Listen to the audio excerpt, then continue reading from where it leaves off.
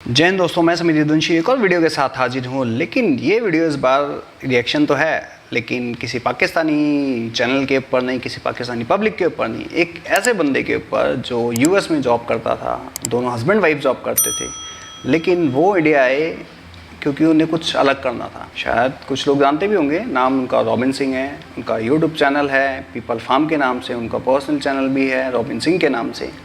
तो दोनों husband wife इस टाइम हिमाचल में हैं, दिल्ली में रहते थे, अब हिमाचल में हैं। और जो रोड्स पे जानवर रहते हैं, चाहे गाय हो, भैंस हो, घोड़ा हो, गधा हो, उनको कोई प्रॉब्लम होती है तो हॉस्पिटल में, अपने हॉस्पिटल में ला के ट्रीटमेंट करते हैं। लेकिन इनको हमारे देश में सपोर्ट नहीं करा जाता। उन पाकिस्तानियों को सपोर्ट किया जाता है, उनको उनकी क्लिप्स न्यूज़ चैनल्स पे चलाई जाती हैं। उन लोगों को पेपर में एक हेडलाइन उनकी दिखाई जाती है कि इस बंदे ने ऐसे पूछा, और जो कि टोटली स्क्रिप्टेड होता है। लेकिन ऐसे लोग जो एक ह्यूमैनिटी दिखाते हैं, ह्यूमैनिटी लेवल पे समझाते हैं पब्लिक कि आप ऐसा मत करो, ऐसा करोगे तो ऐसा होगा, और ऐसा करोगे तो ऐसा होगा। पढ़ा लिखा बंदा है, लेकिन इस बंदे की सोच बहुत अच्छी है। I am a big fan of him. मेरा सपना इनसे मिलने का। एक बार इनके वीडियोस जाके देखो, आप लोगों को एक पता लगेगा कि एक लाइफ में सब कुछ पैसा नहीं होता, या फिर सब कुछ चीज़ें वो नहीं होती जो दिखता है। ये वो इंसान है कि जो मतलब कोई भी कपड़े पहन लेता है। जैसे कुछ टाइम पहले एक कपल और आया था इंडिया, वो फार्मिंग करने के लिए, कई सारे आ चुके हैं इंडिया वापस। तो ये अपनी लाइफ के 20 साल की, पता नहीं 15 साल की इनकी जो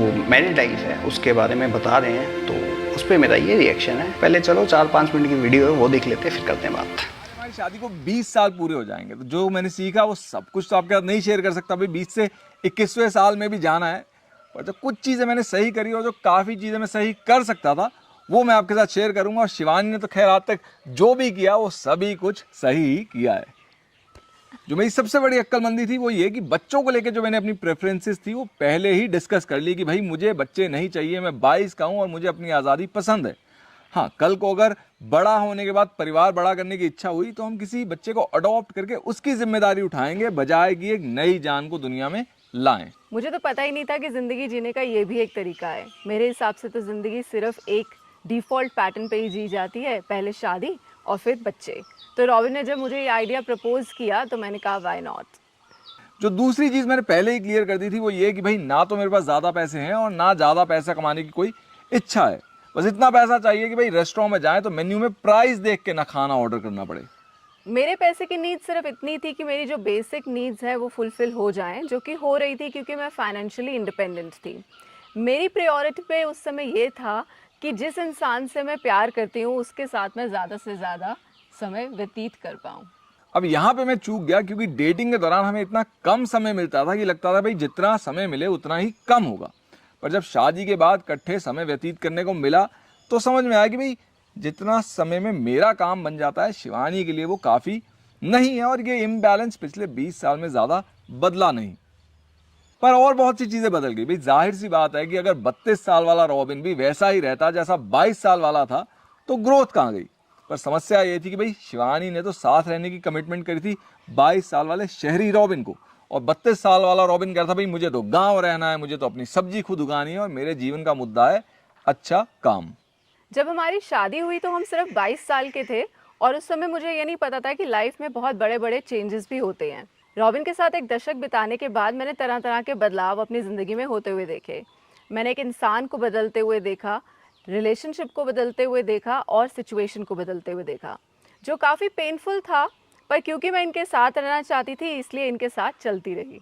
अब चलती रही या घसीटी गई, और शिवानी का कहा मान भी लें कि अब खुश है, तब भी एक तुक्का ही लगा। बेहतर तो ये होता कि हम पहले ही डिस्कस कर लेते कि भाई हमारे जो भी अनुभव हैं, चाहे वो किताबें हैं या ट्रैवल है या फिल्में हैं, हम उनको शेयर रखेंगे ताकि हमारा जो बदलाव है वो एक गति से हो और एक दिशा में हो। फिर भी अगर दोनों पहिए अलग अलग दिशा पकड़ लेते हैं तो बजाय कि गाड़ी जाम हो जाए, दोनों अपनी अपनी राह चले जाएं। लेकिन जितनी भी डिस्कशन कर लो कुछ विवाद तो होंगे ही। भाई कई लोगों को अपना सारा सामान करीने से एकदम ऑर्गेनाइज पसंद है, और कई लोगों को अपना सारा सामान आंखों के सामने जैसे एक आर्टिस्ट स्पेस। और ऐसे विवाद संवाद की बजाय अपनी अपनी स्पेस से सुलझाए जा सकते हैं। जो एक और बात मुझे समझ में आई वो ये कि भाई दो मोटे कारण हैं जिसकी वजह से हमारे रिश्ते सोशल मीडिया पोस्ट से कम और हमारे माँ बाप के रिश्तों से ज़्यादा मेल खाते हैं। एक तो कोई हमें ये नहीं बताता कि जो शादी का प्रचलित रूप है बस एक रूपरेखा है, एक टेम्पलेट है जिसे दो लोग आपसी रजामंदी से कस्टमाइज कर सकते हैं, और अगर ये डिस्कशन शादी से पहले हो तो बेहतर है। और दूसरा ये कि जब हम औरों से अपनी तुलना करते हैं तो भाई अपना तो हमें सब पता होता है, पर उनका सिर्फ उतना ही जितना उन्होंने दिखाया होता है, और बहुत से लोग बहुत सी बातें सार्वजनिक नहीं करते। एक और डिस्कशन जो शादी से पहले ही हो जानी चाहिए वो है लेन देन की, कि भाई अगर आपको किसी का साथ चाहिए तो थोड़ी तो आपको अपनी आज़ादी देनी पड़ेगी। अब इसको कोई माने या ना माने, पर जाहिर सी बात है कि अगर आपने एक हाथ से किसी का हाथ पकड़ा है तो उस हाथ से अब आप कुछ और तो नहीं ही कर सकते। खलील जिब्रान की कुछ रिलेशनशिप्स पर पंक्तियां हैं जो मुझे काफ़ी पसंद हैं, पर अभी लाइफ में मैं पूरी तरह से उन्हें अप्लाई नहीं कर पा रही, पर मैं आपके साथ शेयर करती हूँ। वीणा के तार अलग अलग होते हुए भी एक सा संगीत उपजाते हैं। साथ होने के लिए हमेशा पास खड़े होने की ज़रूरत नहीं होती। मंदिर के स्तंभ एक दूसरे से एक तय दूरी पर ही होते हैं। एक दूसरे को प्रेम करो, पर प्रेम के बंधन में बांधो। तो चलो भाई, वीडियो हो गई ख़त्म। इनका वीडियो मैं बहुत टाइम से इनको फॉलो भी करता हूँ, देखता भी हूँ। कुछ ना कुछ सीखने को मिलता है। अब इनकी जो पर्सनल लाइफ के बारे में इन्होंने बताया, ये वीडियो आपसे शेयर भी क्यों करी है मैंने, क्योंकि रीज़न है।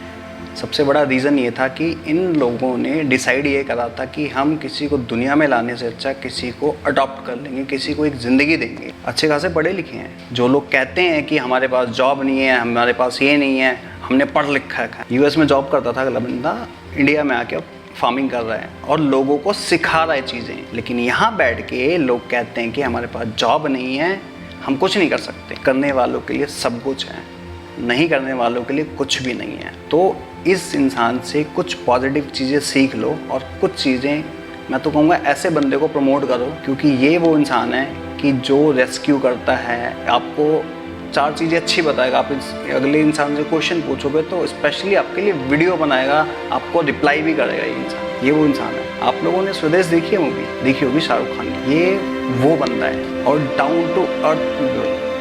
इस बंदे में ऐसा कुछ भी नहीं है कि एक मतलब एटीट्यूड टाइप का हो। दुनिया का सपना होता है कि इनसे मिलो, उससे मिलो, लेकिन मेरा सपना है इस बंदे से मिलना। आई होप सो कभी ना कभी ज़रूर कंप्लीट होगा। मैं शायद जिस दिन ठीक हो जाऊँ उस दिन जाऊँ, बिल्कुल मिलना चाहता हूँ, क्योंकि एक पॉजिटिव वाइब आती है। संदीप महेश्वरी को सब सुनते हैं, लेकिन एक बार रॉबिन सिंह को भी सुन के देखो ना, लाइफ में चेंजेस आए तो क्या। बाकी भाई आप लोगों को क्या कहना है इस वीडियो के बारे में? और हाँ, इनके चैनल का लिंक, दोनों चैनल का लिंक डिस्क्रिप्शन में दे दूँगा, जाके ज़रूर विज़िट करना और एक बार इनकी लाइफ में और इनके जो मोटिवेशनली इनके वीडियोस होते हैं वो ज़रूर देखना। होप सो लाइफ में आपको भी कोई ना कोई अच्छा मोटिवेशन या कोई ना कोई अच्छा रास्ता आपको मिलेगा ज़रूर। तो भाई मैं स्मिति दंशी चलता हूँ, मिलता हूँ आप सबको किसी और वीडियो के अंदर। तब तक के लिए जय हिंद, जय भारत एंड जय श्री कृष्णा।